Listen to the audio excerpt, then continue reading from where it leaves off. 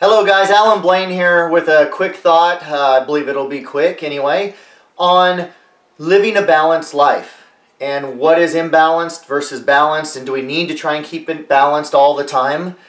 And this thought came up to, these thoughts have been swirling around in my head, so to speak, for a while since I had a conversation with somebody that was wanting to build a business, had a lot going on with a family and everything else, and trying to figure out how to build it and keep a balanced life. And I want to make a statement that might sound a little shocking to some people at first, but I really would like to start by addressing what I believe is the myth that one can even keep a perfectly balanced life all the time. And you might ask, why do I say that's a myth?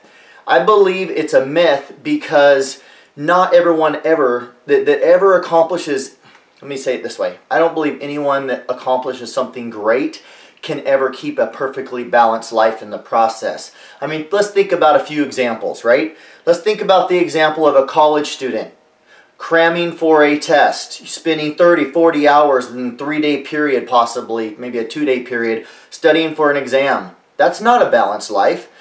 It's a short-term sacrifice for a long-term gain, right? That's not a long-term plan. It's a short-term imbalance. And I think that's the key. Another example, has anyone ever had a child? A baby? We've had 6. Every time we have a baby in the house, it throws things out of balance. It's a wonderful blessing, and I'm not complaining.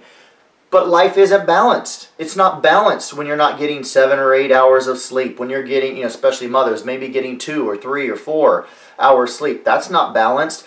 When that baby, that newborn baby, requires an extra amount of time and attention that's taken away from other relationships and other people, that season of life is not perfectly balanced. Yet, again, it's just that. It's a season, and we accept it, we move through it. We don't plan to stay in that imbalance long term. And I think that's key. Another example, somebody training for an Ironman or some extreme, challenge physically. They're not going to be living a perfectly balanced life during that 6-month of training process, more than likely. So there's just a few examples that come to mind. Now, in the very beginning, starting anything like a business, I feel like anything worth building or that you're going to build with some serious focus and intensity and tenacity, it's going to lead. It very likely may lead to some imbalance for a season. And before I get into, and I think that's okay, and before I get into trouble, let me just clarify. I am not talking about sacrificing marriages or relationships with children to get so far out of balance. I'm not talking about that.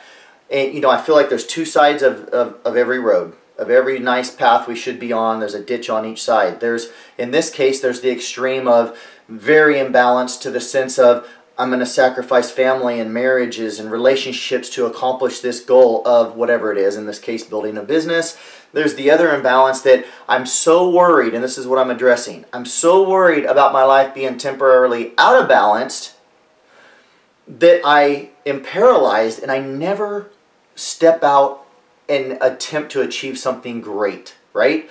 So what I'm saying is it's okay to become imbalanced temporarily, and again, short term, but we're making the short-term sacrifices for a much bigger long-term vision and a long-term plan, which, by the way, I think is very important we bring our families into with us and paint that vision for them and explain it to them so they can be pulling with us and rooting for us as we make those short-term sacrifices for that long-term vision. In our business, we decided these first couple years we are going to make several sacrifices, and life's not going to be perfectly balanced.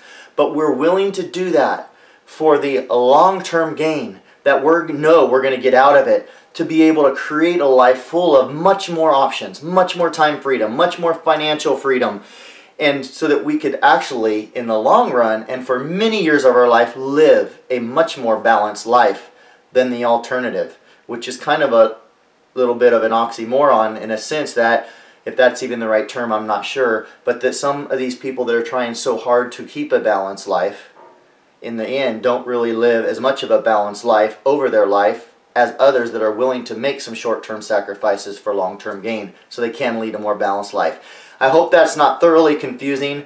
In my mind, it makes perfect sense, And again, just be careful with the imbalance thing, because it should be a temporary imbalance, like a college student makes, like a baby, like a child, a newborn child makes in a home. And starting a new business is no exception, with a long-term plan of some semblance of balance. And I hope that's helpful to somebody, to encourage you to go out there and do something great without feeling paralyzed and being afraid of getting out of balance. All right? So until next time, make it a great day.